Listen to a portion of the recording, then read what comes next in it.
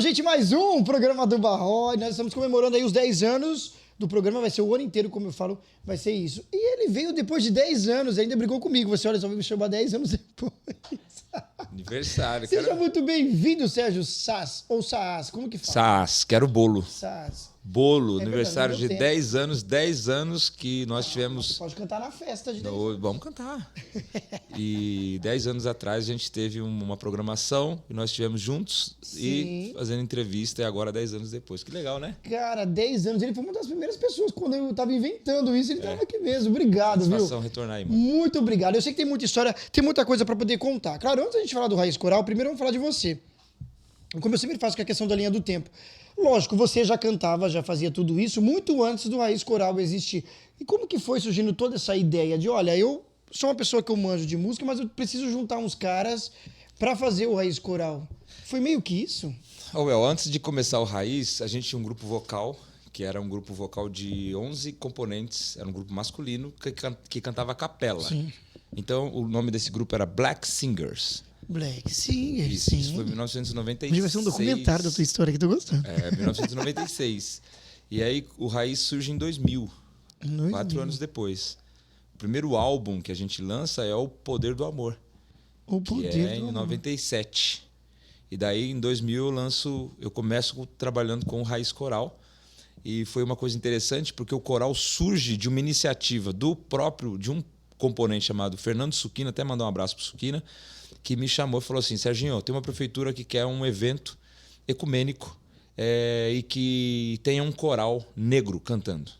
Eu falei assim, rapaz, interessante. Ele falou assim, você dá conta de fazer um? A gente tem 60 dias. Que isso, Você cara? tem que formar esse coral e a gente tem a apresentação. E isso, tem cara? que ter mais ou menos umas 60, 70 vozes aí, aquela coisa legal. Tem que ter 4, 5 músicas ali, aquele momento. E aí eu falei com o Scooby, falei, Scubão, vamos nessa? Scooby, mano, tô dentro. E a gente saiu de porta em porta, de pessoa em pessoa, saindo, falando, conversando, falando meio. Chamando as pessoas aleatórias. Saindo pessoalmente. Pessoas isso, pessoalmente. Falando, cara, vamos montar um coral tal, que era para juntar essa galera para fazer o evento de praça, né? A público. Doideira. Entendeu? Com música gospel e tal, aquela onda cultural. E aí o que aconteceu? Resumindo a conversa, a gente começou a ensaiar rápido ali para aquele momento e a gente começou com aquele projeto. No primeiro ensaio, que é dia 18 de março de 2000, eu já senti... Ele é bom de data, olha, ele guarda. Eu já senti que aquilo era diferente. Eu senti Aí você diferente. peraí, tem alguma coisa aí. Eu falei, tem alguma coisa aí. Caraca, Foi exatamente isso. Eu falei, opa, não tinha nome, não tinha nada, mas eu já sabia que era alguma coisa grande. Porque no ensaio eu já falei, tem força aí. Tem força. Mas isso já vindo com o Tom Carf e Leonardo Gonçalves ainda não. Já tinha assim, já tinha Tom. No primeiro já tinha Karina. No primeiro já Tom, tinha. Já tinha. Tinha Chuchu, tinha Karina, tinha, cara, todo o pessoal, André, Scooby, já tinha aquela galera. Mano, doideira. Já começou com esse povo. Já começou. Mas que você descobriu ali que eles cantavam ou não? Mas ó que interessante. Tudo diamante, né? Sim. Só que não eram lapidados. Então ali começou um processo, porque tinha muito amador. Pra você ter ideia, o primeiro ensaio tinham 70 pessoas. Aí foi lapidando, lapidando. Você conseguiu a 70, como falou, né? Sim, consegui. Entendeu? Só que o que aconteceu? Não aconteceu a programação da prefeitura, babou o negócio, mas o coral andou. E aí, quando você estava com a carreta embalada, não dava para pisar no freio. Então, aí foi. Aí começou ali. E aí, depois eu fiz uma votação com 3 nomes. Não me recordo dos outros 2, mas um deles era Raiz Coral. Foi a votação. Todo mundo votou por Raiz Coral, seu nome do grupo. E aí ficou Raiz Coral. Caramba, ficou Raiz Coral. Sabe uma coisa muito interessante? O Tom já falou em entrevistas e coisas que ele falou, gente, eu não sabia absolutamente nada mesmo. Ele falou que o Raiz Coral foi a escola dele, o Tom como para muita Raiz, gente, o Tom mas não cantava. Foi exatamente isso mesmo, né? O Tom não cantava. Ele só foi pro Raiz porque a condição da Karina frequentar os ensaios era que ele acompanhasse. Então, o pastor Can Roberto falou assim, então, você pode ir junto com o seu irmão. Se ele te acompanhar, você vai. E daí foi a condição. O Tom ficava lá no fundo, olhando e tal, não sei o quê. E aí, se o Tom não tivesse ido acompanhar a Karina, olha que interessante, seria como se fosse o Pelé que nunca entrou num campo de futebol. Seria como se fosse o Usain Bolt que nunca entrou num circuito de corrida.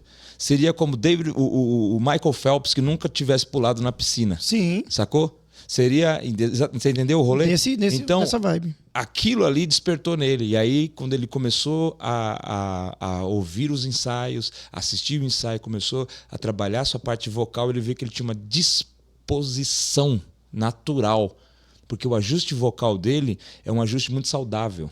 Então ele já começou a cantar com uma voz muito bem ajustada e ele tinha uma velocidade nas melismas e nos floreios, nas coloraturas. Ele tinha uma velocidade em toda a ornamentação vocal e foi muito rápido para ele pegar, entendeu? Então ele desenvolveu muito rápido. E aí, quando ele desenvolveu rápido, eu não fazia ideia que ele tinha se desenvolvido. Eu fiz um teste no começo, ele era totalmente indouto. Aí, quando passou 6 meses, ele já estava voando. De tanto já acompanhar voando, e observar, ele já voando, foi... Tava voando já.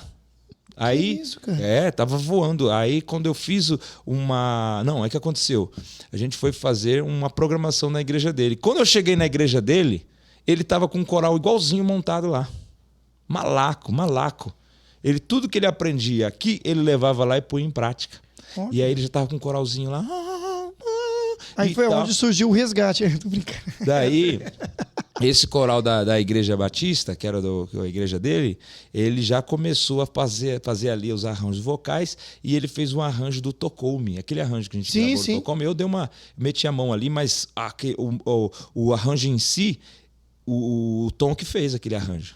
E daí ele já cantava. Quando eu vi aquilo cantando, as minhas lágrimas desceram no culto na igreja dele. Ele foi malaco, ele preparou tudo. Quando a gente estava lá para cantar, ele fez a parte dele e ele saiu solando. Eu falei, não acredito no que eu estou ouvindo. Não acredito no que eu estou ouvindo. Mas não pode ser. Não, e ele já debulhando tudo. E aí eu falei assim, meu Deus, eu comecei a chorar, se levantava os olhos assim, ó, a lágrima caía assim, ó. A presença. Aí eu falei, meu Deus, o que é isso? Aí eu peguei o arranjo dele, ele estava copiando, aí eu peguei o arranjo dele e levei para o Raiz e comecei, mexendo, né, lapidei algumas coisinhas e joguei o arranjo e fiz ele e a Karina Solari. E no fim foi esse arranjo que deu... que encontrei a Cristo.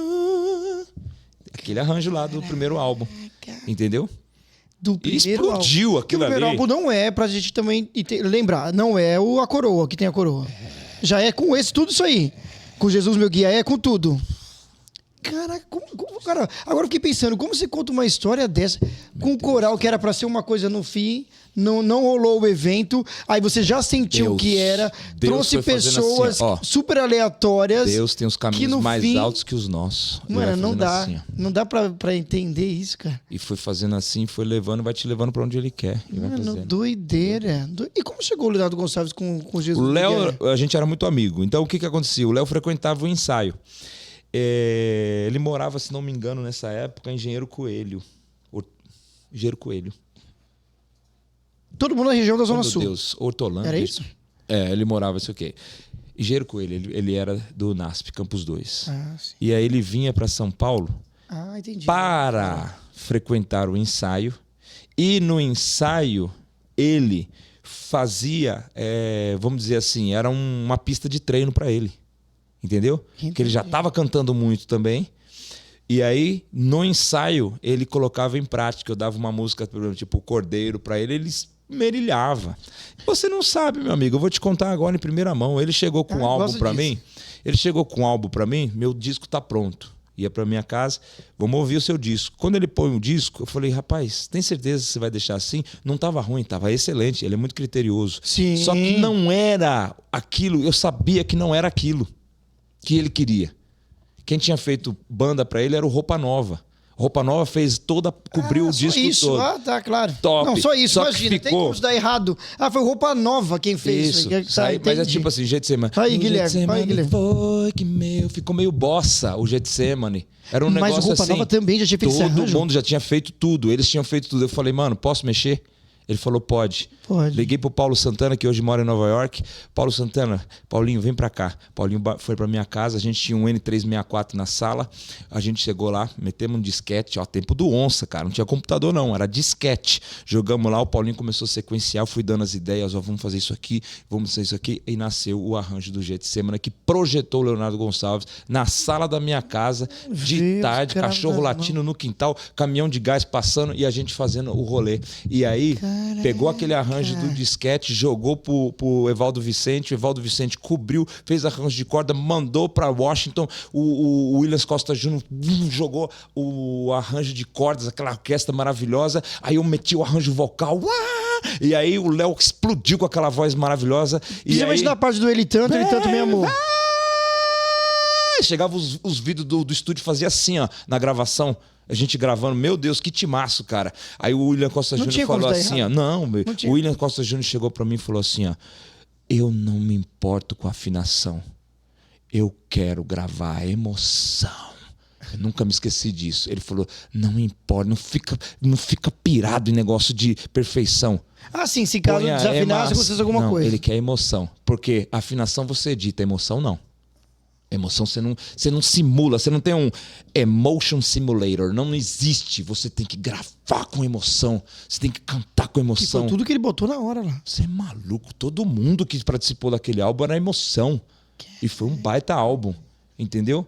Então eu agradeço a Deus também ter feito essa história de bastidor que ninguém sabe, né? Ah, que legal, você não falou isso em lugar nenhum, nem na Globo. Não, ninguém sabe. Legal, gostei, gostei disso. O Léo pode confirmar, claro, isso. Ele tá mais do que convidado a vir aqui, meu sonho. Isso, ele faz uma live, ele mora na Alemanha hoje, mas ele faz uma live com você e confirma tudo isso que eu tô te falando. Na sala da minha casa, ele usando as minhas roupas, que ele vinha pra minha casa, nem mochila ele trazia.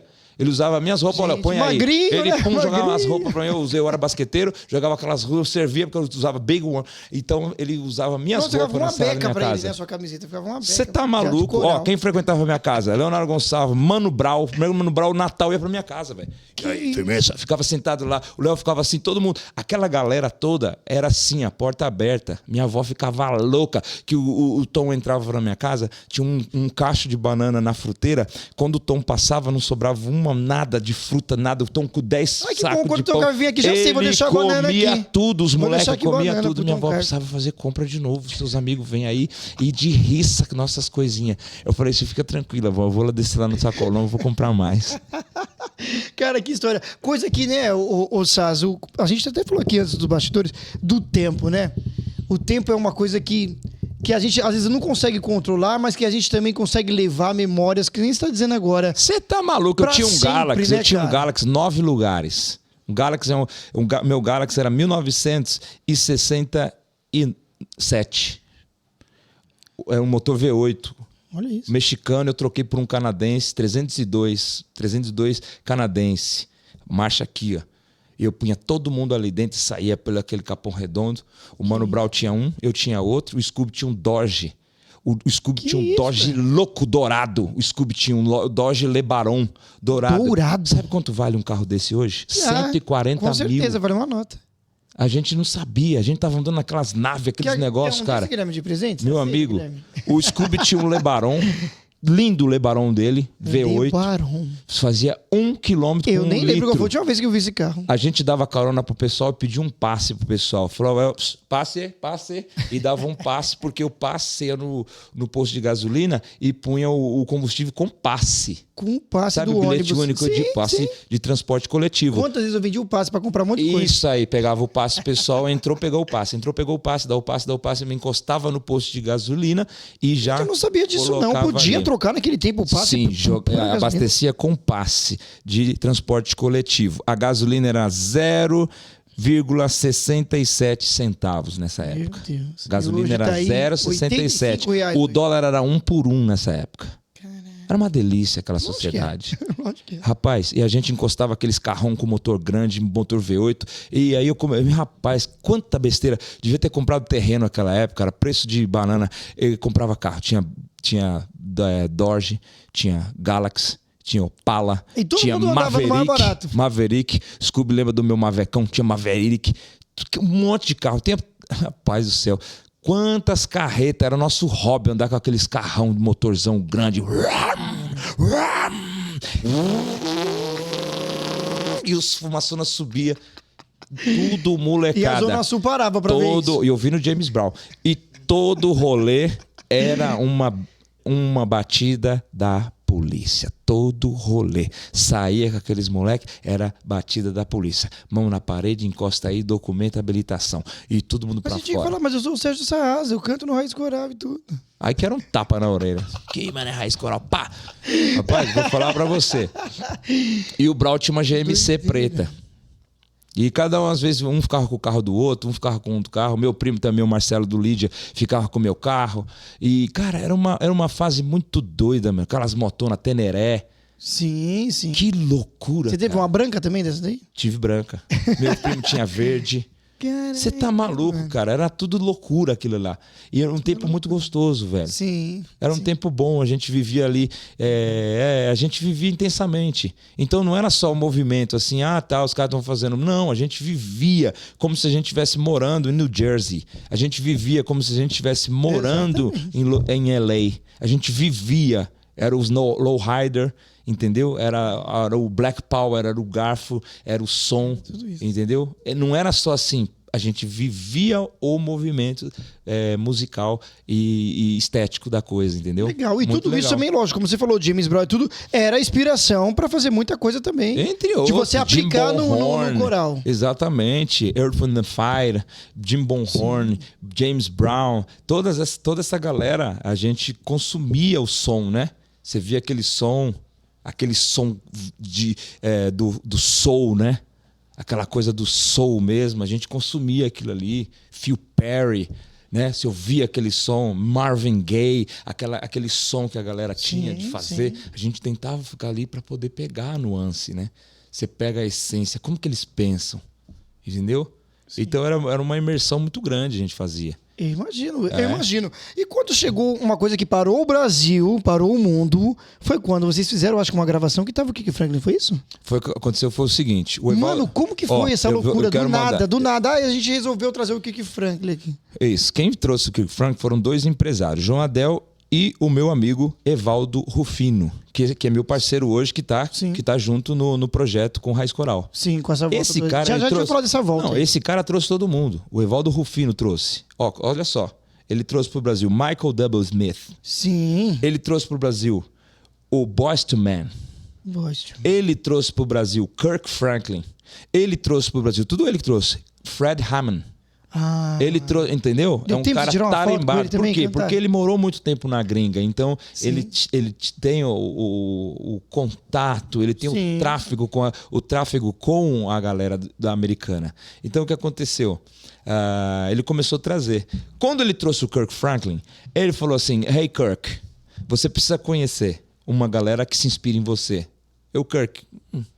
Ele falou: são meninos, adolescentes, jovens, humildes do ghetto, da periferia, certo? Do gueto, daqui do Brasil. O Kirk falou: eu quero conhecê-los. Aí ele foi ao nosso ensaio de surpresa, entrou com o Kirk Franklin, com a van, com os americanos, cinegrafista gravando tudo isso. Eu não sei onde estão essas fitas. E os caras, tô te falando. Tem que achar isso no documentário do Raiz Coral. E a gente ensaiando lá, e o Kirk entrou no ensaio. Eu tinha desmaiado você comigo isso. Na comunidade do Evangelho Pleno. Por que eu sou muito grato ao Bispo Nivaldo? Porque quando eu não tinha lugar para ensaiar, chegou um momento, porque o coral gritava muito. Então, onde quer que fosse, era uma gritaria louca. Aquela gritaria. Aquele ensaio de coral black é assim, gritaria. E aí o pessoal falou assim: cara, não dá para ensaiar aqui, ninguém consegue ensaiar junto com vocês. É muito alto o som de vocês cantam muito para fora. Então, arruma um outro lugar para vocês, arruma um estúdio e tal. E eu fiquei sem lugar para ensaiar. O Bispo Nivaldo falou: não, na rua vocês não vão ficar, não. Você me ajuda aí com um dinheirinho para comprar produto de limpeza, papel higiênico, aquilo que vocês vão usar de consumo. E vocês têm aqui o meu som, eu deixo para vocês. Os microfones, você pode colocar aqui, o Elias pode ajudar vocês, o menino do som. Vocês têm a casa de vocês. E aí abriu a comunidade do Evangelho Pleno. Aí a gente começou a ensinar. Muito grato a ele. Foi muito altruísta o que ele fez. E nós começamos ali a ensaiar. E a gente ensaiava lá. Foi lá que o Kirk Franklin foi. Então ele chegou nesse lugar do ensaio, a gente estava passando as vozes, o Kirk entrou e tal. Daqui a pouco o Kirk já estava no teclado, começando, tocando e a gente fazendo as músicas. E o Kirk ficou muito feliz com aquele... Mas o coral não ficou paralisado de ver? Ficou. Assim? O chão sumiu. Pra mim eu tava assim, ó, em outro planeta. Aí o que aconteceu? O que aconteceu? O Kirk falou, vocês estão hoje no concerto, o concerto de hoje, que seria no Credit Card Hall, hoje vibra, né? Vocês vão estar comigo hoje. Aí a gente falou, não, a gente não tem ingresso. Ele falou, vocês não precisam de ingresso. Vocês são meus convidados. E vocês vão cantar comigo no palco. Aí, gente, um olhou pra cara do outro e falou assim, a gente não tem nem roupa pra isso. Aí foi, a gente não sabia nem que esse cara ia estar aqui. A negradinha foi toda correndo atrás, pegando roupa emprestada e penteando e pondo cabelo e o outro pondo, subindo e cola pra se arrumar, porque já era na sequência. Terminou o ensaio, daqui a pouco já tinha que estar no... Entendeu? Foi uma loucura, ué. Não, peraí. No dia. Foi no dia, isso? No dia. Para, não pode ser. Ele chegou no ensaio e falou, não, vocês vão comigo agora No dia, pra lá. à noite. Que isso, cara? E daí foi todo mundo aquela correria, não sei o quê, eu com aquele terno da... Eu com aquele terno da Dorinhos, 4 números maior que o meu, aquela loucura com sapatinho, aquelas coisinhas. Meu, a gente muito humildezinho, cara. A gente é periferia, molecada de perifa, entendeu? É molecada sem pai, é molecada ali na correria, entendeu? E indo atrás. Fazendo o máximo que podia, né? Ó, vou falar pra você. A gente tirou leite de pedra. Eu imagino. Porque era uma galera onde falou assim, obrigado, hein? Não deram nem um lanchinho, só obrigado. Valeu, Raiz Coral, valeu. Amador, um pessoal amador. Que aí muitos foram se tornando profissionais, mas ali no início, cara, foi amadorismo total. Sim, assim como hoje tem a Mari Rocha também, né? Sim, só top. Tem muita gente que... E eu era muito austero, né? A minha direção musical era muito... eu até me arrependo de algumas vezes, mas se não fosse assim, não teria ido pra frente. Então eu era muito exigente, eu cometia alguns erros de liderança, dava bronca na frente dos outros, era meio estúpido na época, entendeu? Era o jeito que que dava para trabalhar. Eu vim de uma outra geração, a minha geração é uma geração faca na caveira, entendeu? Sim, sim. A minha geração é a geração, é complicado, é meio que na onda... não vou nem falar o nome, mas entendeu? Então o que acontece? Eu fui assim, pra mim era normal. Só que quem tá do outro lado, ele sofre. Então assim, mas rolou. Sacou? É tipo aquele... Foi uma forma de fazer a coisa funcionar praticamente, né? Aquele treinador, cara, que é sem massagem. Esse era eu. E o Scooby era o bonzinho. O Scooby era o bonzinho, era o amigo, era o piadista, era o não sei o quê. Aí eu fiquei sendo o carrasco e o Scooby ficou sendo o bonzinho, a mamãe. Cara, que coisa, gente. Eu fico imaginando. Agora eu tô pensando nisso, não vou dormir pensando nisso. Como você abre a porta, chega o cara do nada. Não, vocês vão agora lá pro... Foi. Mano, doideira. Vão se arrumar, doideira. Porque hoje à noite vocês estarão comigo no paraíso. Aí fomos pro Credit Card Hall, fizemos ali... Tem no YouTube isso. Aí fizemos ali os... foi tudo improvisado, não tem nada ensaiado daquilo ali. Nada. Ó que interessante. A música que o Kirk pediu pra gente cantar com ele era o Leon Me. Sim, ó que interessante, agora um depósito pra você. As duas pessoas que foram cantar eram a Roberta e o Pantro. Eles talvez não tivessem as vozes mais preparadas para aquela música, para fazer o que era para ser feito. Mas eles sabiam inglês? Não, eles sabiam a versão em português. Ou seja, a oportunidade ela vai aparecer para quem estiver mais preparado. E você vai poder aproveitar. Então, cara, se você... Exatamente, você tem que estar com a segunda milha, você tem que estar com a tabuada decorada, você tem que estar ali, porque daí quando aparecer... mata no peito e vai. Exatamente. Entendeu? Isso é uma grande lição do que aconteceu ali. E eles foram honrados ali. Mundialmente honrados. Porque eles sabiam a letra em português. E ninguém sabia, nem eu sabia. E os dois sabiam. Não, eu tô sabendo agora que tinha uma versão em português da música. Leon Me, conte comigo. E aí eles arrebentaram lá e foi uma benção. Entendeu? Caraca. O Kirk Franklin se apaixonou pelo Scooby. Eu não sei porque que o Scooby não foi embora pra Dallas com o Kirk. Hoje o Scooby mora em Massachusetts, né? Ele mora em Boston. Mas na época o Kirk ficou doido pelo Scooby, cara. Porque o Scooby é muito carismático. Sim, né? sim. Ele é carisma puro. Você tá perto dele, você dá risada o tempo todo. Sim. Ele é divertido. Ele é um cara alto astral. Cara, uma vez eu tava fazendo uma live naquela época de pandemia. Ele é um cara ele entrou assim, mas deixa eu chamar o Scooby aqui de zoeira. E ele entrou mesmo dentro do shopping, lá nos Estados Unidos. Ele dentro do shopping, não, vou atender. Ele atendeu. E ficou ainda um tempinho na live. E o Scooby, mano, ele tira um coelho da cartola, cada vez você vê, ele faz piada com nada. Ele parece cearense, velho. Ele faz piada do nada. Ele é muito top. Você tá assim, ele faz piada, é uma barato, velho. Cara, que sensacional, que Sempre que nós estamos nos mano. Estados Unidos, eu vou lá almoçar ou jantar com ele. Sempre. Chego lá nos Estados Unidos, Cubão, tô aqui. Tá no trampo, ele fala, meu, eu tô de boa amanhã, vamos aí a gente se encontra. Eu vou lá na igreja dele, às vezes a gente sai pra comer. Cara, que sensacional. Olha, uma Bom demais. coisa. A gente falou aí do Raiz Coral, já a gente vai falar da volta, mas todo mundo sempre pergunta, fala, mas e o Link 4? E o Link 4? A gente quer um dia... Vocês estão querendo demais. Pelo menos uma vez. O povo exige muito, né? Já tá bom. Tá querendo, já basta o Raiz, ainda querendo... Não, aí já tá bom. O Link 4. Que tanto o povo quer, pelo menos seja um pouquinho pra ver vocês juntos. É difícil hoje juntar, né? Uma coisa por vez. Não dá pra fazer tudo junto. Sabe por que não dá? Porque naquela época... naquela época a gente só fazia isso, cara. Então assim, a gente tinha... Hoje, cara, eu tenho minha carreira solo, o Tom tem a dele, o Pantos tem a dele e o Scooby tá em outro país. Entendeu? Sim. O que daria pra fazer pra juntar os 4? Seria nós 3 irmos pros Estados Unidos e gravarmos lá. Entendi. Entendeu? Porque o Scooby não pode vir. Entendi. Sacou? Então, daria pra fazer isso? Daria pra fazer isso. O Trump não tá deixando o Scooby vir pra cá. Isso. Então, daí não teria como. A gente tinha que ir pra lá e fazer lá. Entendeu? Com a formação célebre dos 4. Sim. Certo? É a única forma. Então, assim, é uma coisa pra gente ver o desdobrar da situação. Mas no meio de todo esse tempo, já tentou alguma vez isso? Não. Nenhuma vez. Isso tá acontecendo agora. Do povo ficar doido querendo isso, né? Tá acontecendo agora. Mas de tentar o Link 4 nenhuma vez deu tempo pra fazer isso. Não tem como. Então, a gente vivia pra isso. Hoje cada um tá sua carreira, sei o quê, pra parar todo mundo pra fazer. Eu entendi. Você tá falando só se fosse realmente isso aí. Uma coisa rápida, a gente vai lá, grava faz uma nova versão, uma roupagem de tudo e lança aí. Faz uma imersão de 15 dias, prepara um álbum com audiovisual. Mas correria, todo dia gravando e tal. Sim. Faz o audiovisual e aí lança. Entendeu? Mas não daria pra fazer agenda, fazer evento. Sim. Por conta dessa questão. Ou fazer no estádio como o povo sonha ainda, né? Poxa, aí seria legal. Se você tiver patrocinadores pra isso, vamos embora. Você que é um cara articulado aí, dê os patrocinadores aí. É verdade.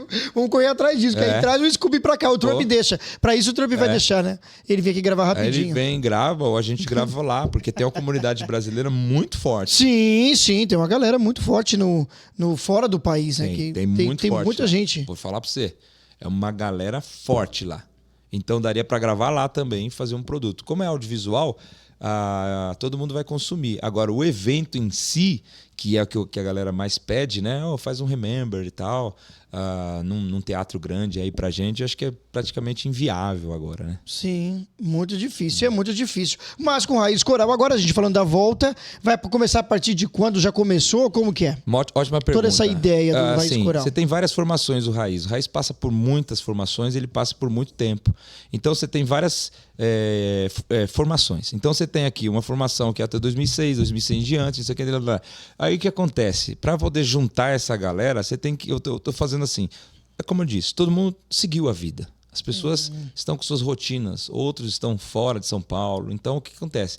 Eu vou fazer com quem está disponível e vou abrir uma inscrição para pessoas que são talentosas e estão dispostas a fazerem parte. Entendeu? Exatamente. Vou abrir 300 inscrições. Ser o The Voice do Sérgio Saaz. É isso aí. Vou abrir 300 vagas para 300 inscrições para 9 vagas. Que isso, cara? Nossa, tá fazendo tipo Ídolos mesmo, aqueles outros programas de... Isso aí. Mano, doideira. Legal, né? Você podia fazer a cobertura. Tipo, passar... Claro, com certeza. Teremos lá fazer uma matéria, com certeza. Vai ser muito divertido. E aí, então, você vai parar e vai ouvir um por um mesmo. Um por um. Mano, doideira. E se corresponder com a pessoa também. Não é só ouvir, é interagir com a pessoa. Porque tem gente que é um diamante. Sim. E só falta lapidar. E tem gente que canta pra caramba e canta muito, mas é só técnica. Ele não tem nada extrasensorial. Ele não tem nada... Ele não consegue emanar. Ele tem a técnica. Tem muito coral que está aí, que está cantando afinado, com arranjos maravilhosos, mas ele não tem...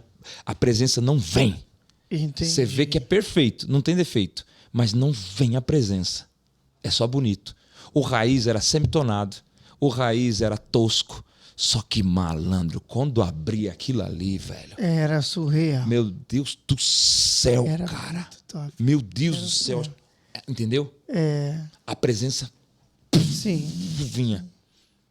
Então, aquilo que é o crédito, é a presença. Que você fala, não estou entendendo o que é isso. Não estou entendendo o que está acontecendo aqui. Aí o efeito disso. Minha mãe voltou para Jesus no segundo mês de ensaio. Aí o que aconteceu? O negócio foi tão forte que os nossos ensaios começaram a ser frequentados. As pessoas começaram a frequentar o ensaio. Teve um dia que eu virei para trás, a igreja praticamente para 400, 350 pessoas, a igreja repleta de gente para assistir o ensaio. Aí eu tive certeza, falei, a gente tem uma coisa grande na mão. Foi essa época. Foi muito. 2000. E vocês rodaram muito, cara. Não, foi demais. Agora é um desafio, né? Um coral é uma igreja. Você quer essa nova formação? Não, coral é uma igreja. Coral tem as mesmas necessidades, a mesma problemática de uma congregação. É a mesma coisa. É uma igreja.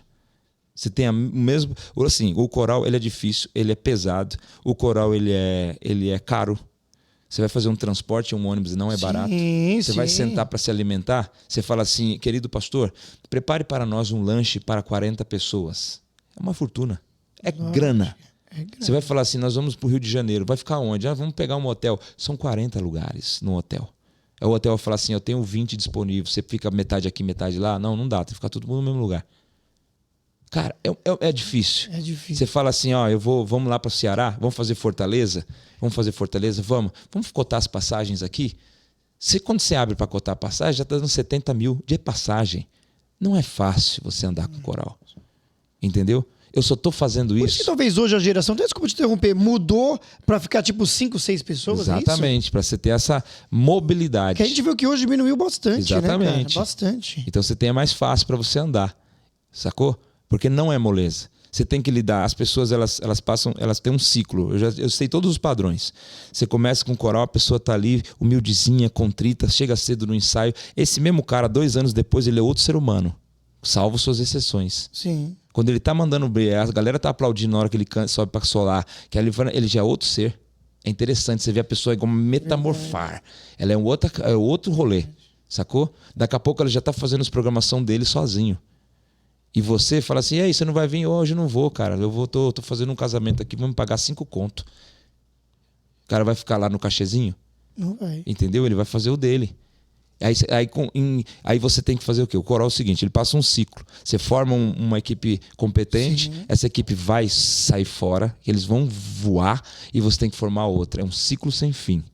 Aí você tem formações excelentes e formações não tão boas. Então é um ciclo. E aí você forma aquela galera vai pro mercado, porque eles vão correr atrás do dele, vão montar suas bandinhas, vão lançar seus singles, vão fazer seus casamentos, vão cantar ali, vão ter sua graninha para pegar uma graninha melhor e você vai ficar na saudade. Aí você tem que formar outra galera. Então é um ciclo sem fim. Isso, cara, vai esgotando a liderança. Você entendeu? Sim. Só que eu não sabia de nada disso. Hoje eu tenho muita consciência. E eu sei como é difícil andar com coral. É muito difícil. Eu estou fazendo isso por conta de uma sincronicidade em que Deus está me levando a fazer isso. Sim. Porque eu estava com a minha vida muito montada. Como se fosse um relógio. Só que Ele está me levando para fazer isso. Eu só estou indo.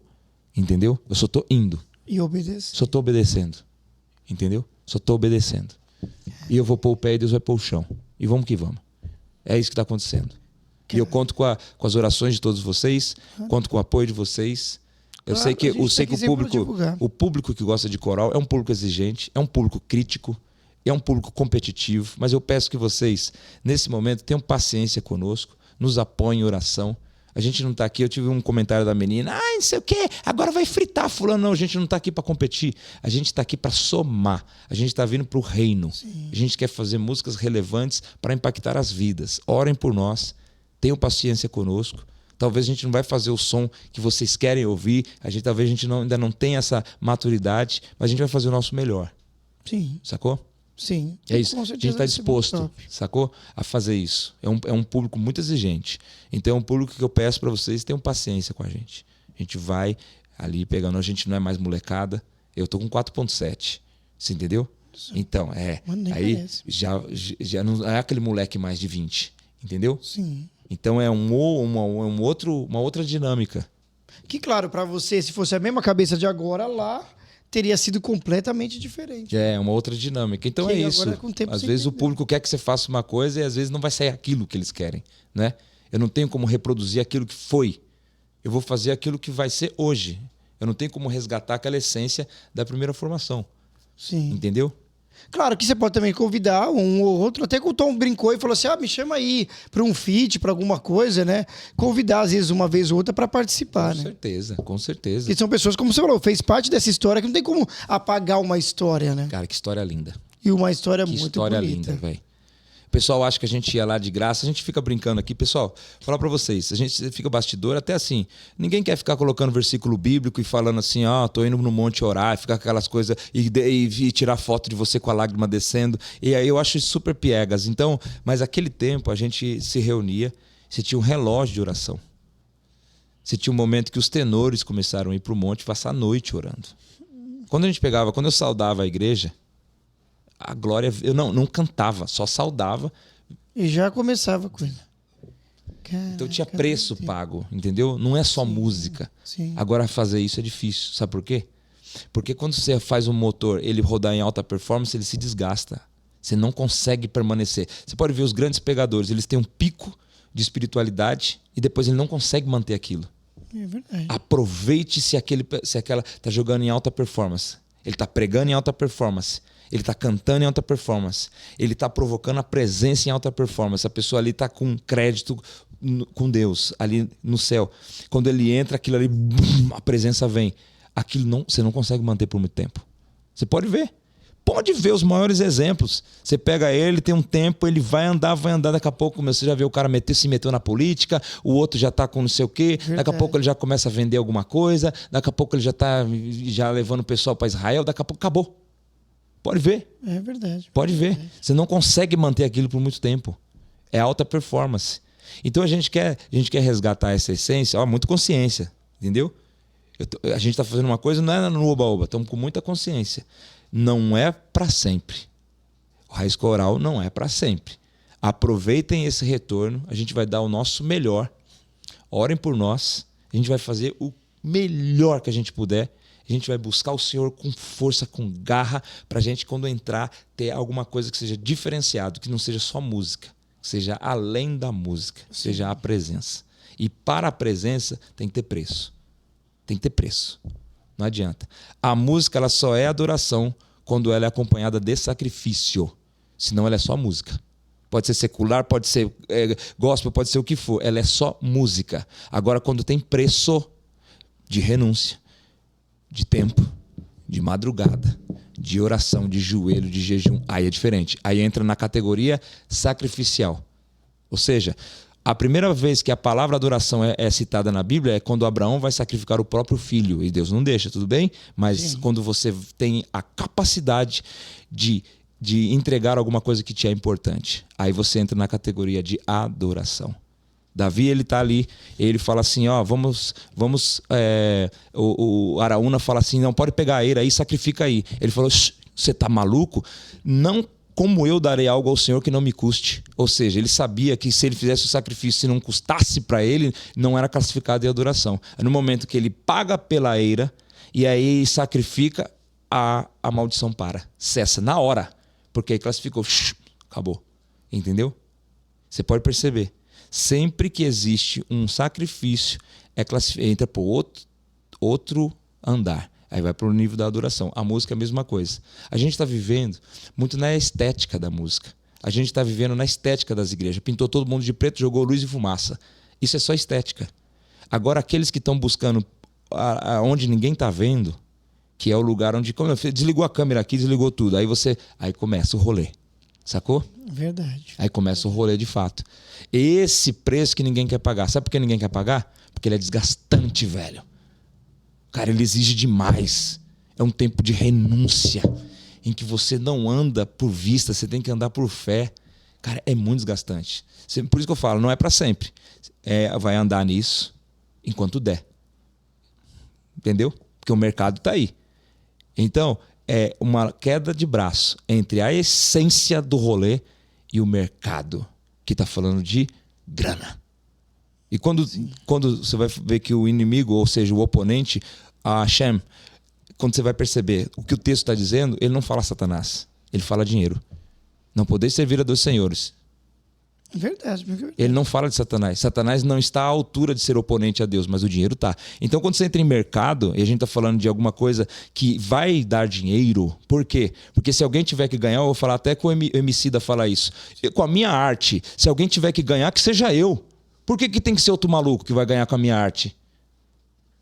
Por que tem que ser outro maluco que vai ganhar com as minhas composições? Por que tem que ser outro maluco que vai ganhar com aquilo que eu estou pagando preço? Não, que seja eu, que seja a minha trupe, que seja a minha galera. A gente que está indo lá buscar. A gente que está descendo lá. A gente está indo para monte. Então que seja nós, entendeu? A mentalidade consciente. Não vou falar, não, trabalho para o Senhor. Não, bicho, tem mercado, sim. Tem mercado, velho. Entendeu? Você vai vender 4, 5, 6 mil camisetas. É um mercado, velho. Entendeu? Eu vender as inscrições, igual eu tô falando agora. Para arrancar esse avião do chão, precisa pôr gasolina no tanque, mano. E não é pouca, velho. É muita grana. Estamos vendo os lugares para fazer o lançamento aqui. As casas menores, 120 mil. O aluguel de um dia. De onde? Precisa de grana, velho. Aí, o que vai acontecer? Eu vou lançar as inscrições. Inscrições, vamos dizer, vou colocar 100 conto pro cara se inscrever e fazer. Aí vai vir os críticos falando, nossa, R$100 para mandar um teste. Amigo, como que eu vou arrancar esse avião do chão sem combustível no tanque? É verdade. Você pega qualquer marca aí secular, eles não querem atrelar com o mundo gospel. Eles não querem falar assim, eu vou te dar $1 milhão para você pôr esse avião no ar. Eu vou te dar $1 milhão. Ver. Não quer, velho. Quero que ver, denominação vai falar assim, não, te dou 2 milhas para você pôr esse avião no ar? Não quer, velho. Cada gato que lamba o seu pelo. O gato vai falar, os caras vão falar assim, ó, se vira, malandro. Se vira. Balança o berço que o filho é teu. É isso que acontece. Então o que a gente está fazendo? O público vocês não queriam? Vocês não queriam? Então ajuda. Eu não vou pedir pix para vocês, mas eu vou vender camiseta, eu vou ter que vender inscrição para pôr o avião no ar. O avião é pesado, velho. Não é com 8 lugarzinho, não. É com 60 de lugares. 40 lugares, né? 40 lugares. 40 Mas pouco colocar isso aí pra cima. Não é moleza, entendeu? É difícil. Então, é o mercado junto, mas com consciência. Sendo sincero com o povo. Gente, precisamos. Sainz, nossa, mas o preço do ingresso a R$100. Como que a gente da periferia vai fazer? Bicho, eu não consigo colocar. A casa me pediu 120 canha para poder fazer o negócio. Fora luz, fora telão, fora a estrutura de gravação. Sim, que também não é baratinho. Fora cachê. Entendeu? Fora, cara, alimentação. Você põe um camarim para 40 pessoas. Vai lá no Ceasa ver quando você deixa lá. No Ceasa. Sacou, velho? Não é moleza, bicho. Entendeu? É isso que o pessoal tem que ser. O negócio não é um passe de mágica. Você vê as coisas nos Estados Unidos funcionando, porque lá a prata, a folha, é um país que a economia ela te promove, ela não te pune porque você prospera. Aqui é mais difícil. Os equipamentos aqui são caríssimos. Nossa. Entendeu? Lá nos Estados Unidos a coisa flui mais, os lugares são mais de fácil acesso. Os equipamentos são mais de fácil acesso. As pessoas têm condições, entendeu? Lá, mesmo que a pessoa seja, de repente, de um poder aquisitivo inferior, digamos, na sociedade, mas ela tem dignidade. Ela está pilotando uma Mercedes, ela está andando de BMW. Ela é pobre, mas ela mora numa casa digna. Ela tem grana. Ela compra, ela usa um Nike da hora. Ela usa uma calça boa, entendeu? Se ela quer um óculos da Ray-Ban, ela tem. Sacou? É diferente. Aqui não, malandro. Aqui a gente tem que, velho... a gente tem que dar nó em relâmpago, entendeu? E é difícil. Eu queria fazer um ingresso VIP para falar assim, tá livre, catraca livre, pode entrar, vocês são nosso povo, mas não se dá. Se possível até numa praça, né? Tá aberto ao público, você entendeu, né? Todo como era legal? Assim, né? Se a prefeitura de São Paulo falar assim, poxa, que legal um evento cultural desse, vamos fazer então num Sesc, numa praça para todo mundo vir, para vir todo mundo da Zona Leste, da Zona Sul, a galera da Zona Oeste, o pessoal da Brasilândia, todo mundo. Vamos fazer? Bonito? Vamos? Vamos fazer? Vamos, legal. Ou ali não em Engabaú, no centro, que aí fica mais fácil para todo mundo ir. Na base aérea de Marte, sei lá, algum lugar legal. No campo entendeu? de Marte, né? Entendeu? Fazer. Era ótimo, para mim era perfeito. Só que a gente vai ter que fazer, entendeu? A punho. E cobrar o ingresso, porque a casa é sem massagem. Que é na frente, meu amigo. Chega com 50 mil, vou tirar da onde? Entendeu? Chega com 50% pra você divulgar a data. Entendeu? E aí? Aí você joga lá, né? Começa a te reclamar. Nossa, sem conto, ingresso. Isso aqui de quê? Gente, vamos ter consciência. Entendeu? É difícil. É difícil. Entendeu? E é difícil. E não adianta explicar que não vai entender, tá? Não, se eu explicar... Esse que fez esse comentário aí, mas às vezes você atende. vai explicar, mas não vai entender. Não adianta. É difícil, mas às vezes... A pessoa não vai entender. Não adianta. Não vai adianta. Sem explicar é pior ainda. Então eu tô explicando aqui que o negócio vai precisar da ajuda de vocês. E pior que é verdade. Pior que é verdade. Gente, nós estamos caminhando para o final, infelizmente. Mas antes de tudo, rapidamente... A gente sabe que muita coisa aconteceu, até mesmo com você, agora com o Sérgio Sass. Em questão até de fofoca, de polêmicas, de coisa. Mas a sociedade, você falou aí de comentário, veio isso na minha cabeça. Mas a sociedade, o povo às vezes não perdoa, né? Por mais que tenha... mas ainda assim aconteceu tal coisa, né? Que nem, por exemplo, mas o Thales Roberto ainda falou isso. Mas aí a Daniela Araújo e tal. Cara, mas como que você ainda vê isso? Esqueço-me das coisas que para trás exatamente. Fica e prossigo para o alvo que é isso? Cristo Jesus. É sensacional. O cara já falou, já pediu perdão, já passou, já foi, mas por que ainda o povo fica remoendo esse tipo de coisa, cara? É porque o povo... Como você fica com isso? É que o povo... Então, existe o povo e o povo. Tem gente que tem que é pobre de espírito. O pobre de espírito, vamos dizer assim, não o... deixa eu reformular. Não é o pobre de espírito aquele que é ensinável. Porque você tem o pobre de espírito oh, meu Deus, esqueci do grego. Mas ele é ensinável. É que o texto diz, né? Bem-aventurados os pobres de espírito, né? Porque... Perdão. Então esse cara, ele é ensinável. É o cara que é capaz de... Peraí. Desaprende o que eu acho que eu sei para aprender o novo. Ele se expande. Sim. E tem o pobre de espírito, que é o espírito de porco. Então ele sempre vai onde tem mosca, onde tem fofoca, e ele se apega naquilo. Porque aquilo, de alguma maneira, massageia de alguma forma, faz com que ele tá vendo como eu não sou... tem gente fazendo isso e eu não... Então é uma coisa que é egóica, tá em torno dele. Agora sim, quem está exposto, ninguém é infalível. Entendeu? Se aconteceu uma coisa que você foi execrado publicamente, foi o seu. E agradeça porque não foi o seu. Porque você não é santinho. Não tem nenhum santinho no rolê. Sim. Não tem nenhum santinho. Que se tiver santo, o Senhor está recolhendo para si. Entendeu? Agora tem as pessoas que se expõem, que tiveram um dia mal, e que se isso foi exposto, foi excelente. Porque da parte dali, ele parte da experiência. Como que se cria consciência? Você tendo comparativo. A consciência nunca vem em uma pessoa que não tem experiência. Ela sempre vem com derrotas e triunfos. E você sabe o que é o triunfo e você sabe o que é a derrota. Aí sua mente expande. Você valoriza a sua grana quando você estoura tudo em roupa, em shopping, e depois você fica sem um tostão. E você fala, caramba, mano. Cara, eu fui um péssimo mordomo. Eu fiz tudo errado nas minhas finanças. Você valoriza uma amizade quando você esculhamba com a pessoa e depois aí você trata ela e depois aí você fala, caramba, aquela pessoa era fiel comigo, mano. Aí você valoriza. Então, essa situação que acontece e aconteceu comigo, de uma vexação pública, isso é excelente porque me tornou aquilo que eu necessitava ser. E aquilo só vem com a dor. O triunfo é legal, você vai comemorar e vai ter um monte de gente falsa batendo nas nossas costas. É negrão, que da hora! Agora, quando você vai pra derrota, aí é onde você se expande. Quando você vai pra vergonha, aí é onde você tem que fazer um mergulho em si mesmo, encontrar Deus naquilo ali e daquilo ali você tirar um antídoto. Porque o próprio veneno da cobra é onde está o antídoto dela. E na vida é a mesma coisa. Você tem que reconhecer aquilo ali, entrar dentro, admitir e tirar lições daquilo. Primeira pergunta, o que eu aprendi com isso? Segundo, o que eu posso fazer com isso? Entendeu? Entendi. Como que isso pode ser um antídoto para outras pessoas?